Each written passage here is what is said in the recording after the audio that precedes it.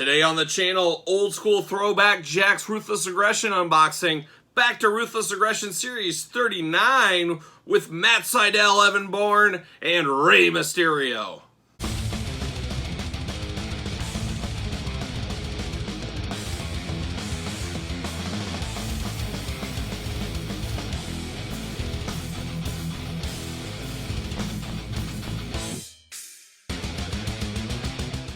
Welcome everyone, Kyle here, and welcome back to the channel for an old school Jakks unboxing. Ruthless Aggression Series 39, the tail ends of the Ruthless Aggression era are shown here in these two figures. But remember, for all your modern day wrestling figure needs, hit up ringsidecollectibles.com. Use code Kyle, save yourself 10%. So there you go, gotta do it.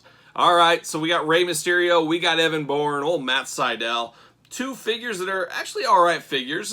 End of the road of the Ruthless Aggression era, as I said earlier. So it's kind of bittersweet moment here. But we're going to unbox them. We're going to do it like we normally do. We're going to show the packaging, unbox it, talk about it, move on to the next one, have a couple of see you laters, and we'll be done and wrap the episode up. But let's do Evan Bourne first. Why not, huh?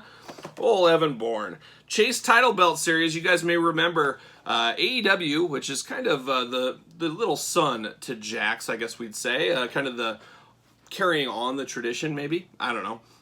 But Ruthless Aggression Jakks, they gave, instead of 1 of 500 figures in the line, each line, it was 1 of 500 title belts. It was a title belt chase series with a nice leather strap, which I hear is kind of degrading over time for a lot of people that have those. That's really unfortunate. But they were 1 of 500, so they were obviously promoting that on the front of the figure. Makes a lot of sense. You got to always be promoting. We also got a title belt with this one. Which one is this?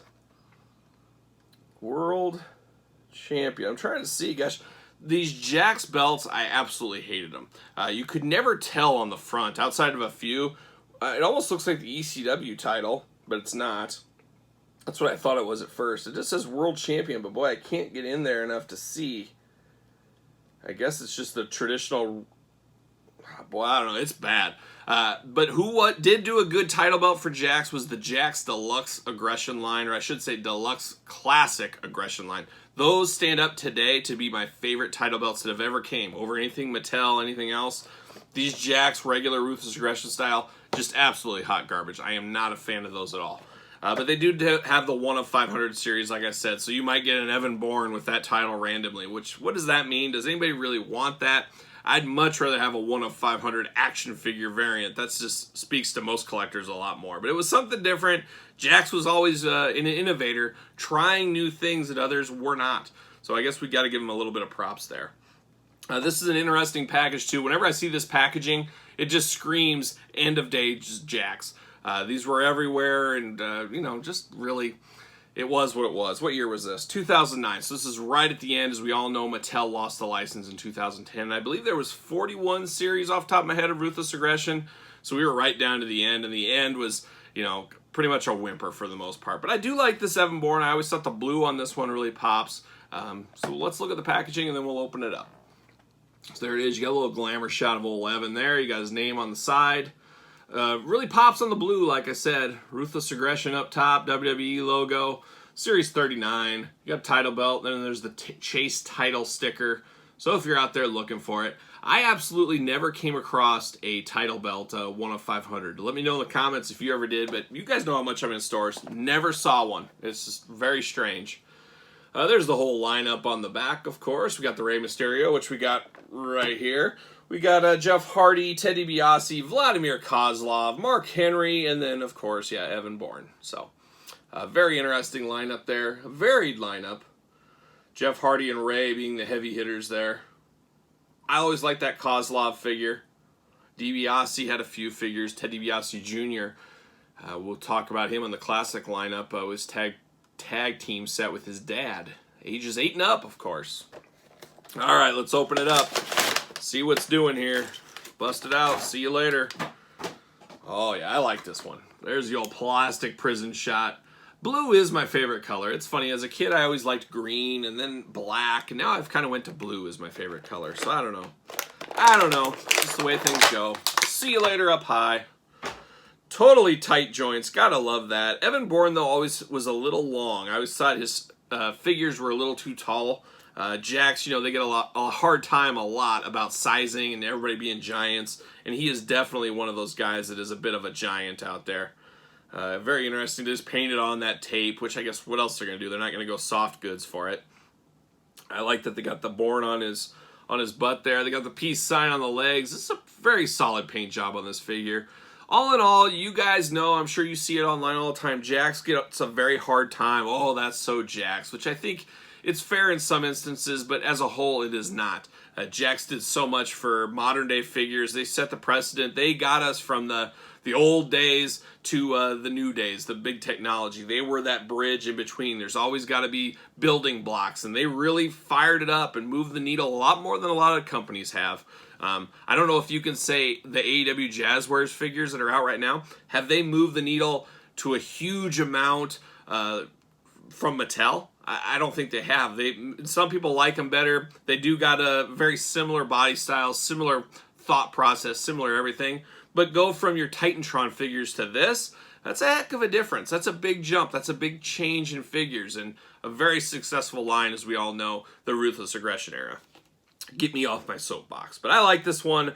Just a little tall, but I do love the blue and black attack he's got going on for the colors. I think it is a really solid figure. If you need an Evan Bourne, hey, pick this one up. There's a few other ones. If you like him in white, you like him in all black, hey, take your pick. Get what you want, because there's one for every color. And speaking of a figure in every single color combination under the sun, that is Rey Mysterio Jr. We're going to unbox him next. Rey was the stalwart of the Ruthless Aggression line. We've talked about it before. Nobody had more figures than Rey Mysterio Jr.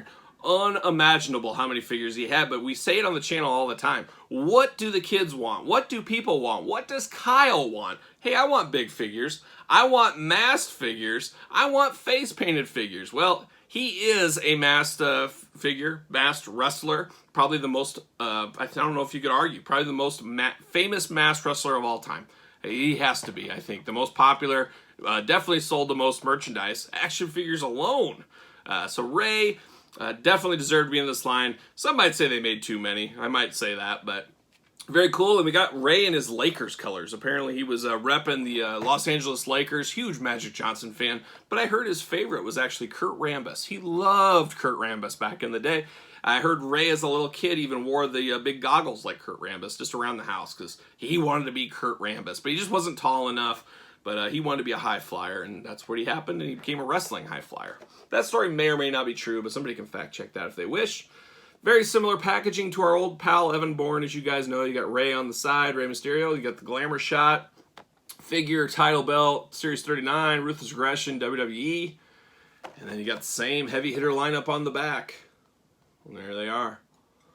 Got some warnings down below, UPC, all that fun stuff. So let's open up Rey. Oh, and I see Rey has a pipe with him. All right, see you later. See you later, up high, towards the sky. And there's Rey in the old plastic prison. This is an interesting Rey. So there's been different versions of Rey. Every Rey, see you later, every Rey they've came out with over the years, they used many, many times. They used that mold many times. We talk about it a lot on the channel. Got to get the most of all your molds. This Rey, a lot of people like. I do feel this Rey, how do I want to say this? It's the best looking Rey figure. It's, you know, some of the other ones are really, really skinny, or they got a really big head or a really small head.